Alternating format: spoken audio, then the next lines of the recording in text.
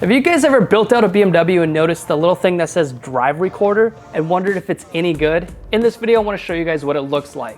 Now, just recently I took my wife up to the mountains with my BMW M3, thinking I'm gonna have some incredible switchback views for everybody to see with my new drive recorder on the BMW. The only issue is I had the all button selected, which means all cameras, all four, are gonna be recording at the exact same time. In my mind, I thought that meant it's going to record 4 individual files and we can open every single one up, and all 4 of those are a 16:9 video. That was simply not the case. All 4 of them were on the screen at the exact same time, and it kind of looked like poo-poo. It was not the best quality either. So then I thought, is there any better settings that can make this look a little bit better?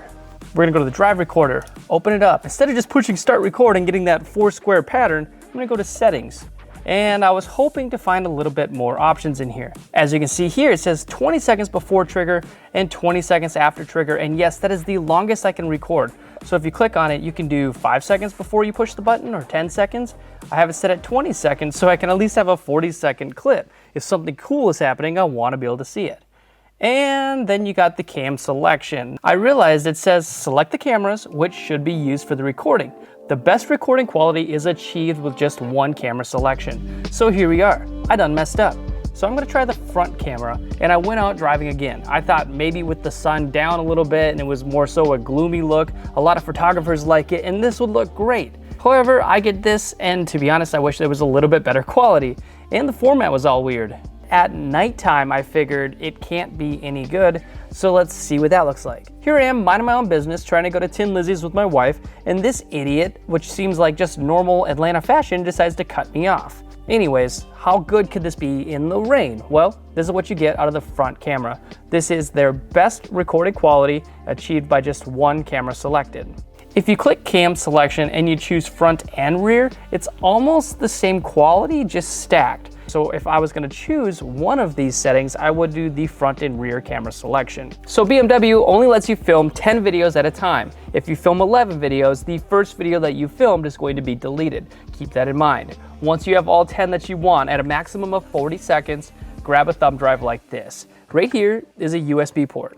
Plug it in. And then we're gonna go through the settings and click Export All.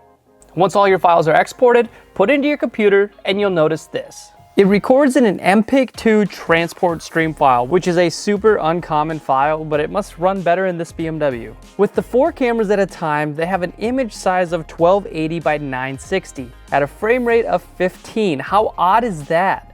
This video you're watching now is in 24 frames per second, which is pretty standard for regular videos. If you're watching the news or TV, it's usually recorded at 30 frames per second. And if you wanted to film in slow-mo, I'd recommend filming at 60 frames per second. The 2 camera setup has the same image size and frame rate as the 4 camera setup, but if you go with BMW's highest quality video with just 1 camera, you get a frame size of 1280 by 480. What is this, a Facebook banner? The frame rate is also now at 30 frames per second. Why didn't BMW just stick to 1 frame rate? And lastly, I do not see an audio file here, so you're not gonna get those cool BMW driving noises. All right, so at the end of the day, would I recommend the BMW drive recorder?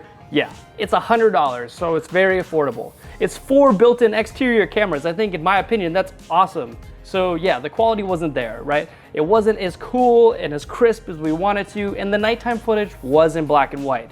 But still, this isn't your 4K roller camera, right? This is more so a safety precaution. If somebody hits you or you get into an accident, you have footage of it so you can show your insurance company. If you want to see other videos like this one about cars, real estate, making money, please subscribe because we are just getting started, and I can't wait to show you guys this epic adventure.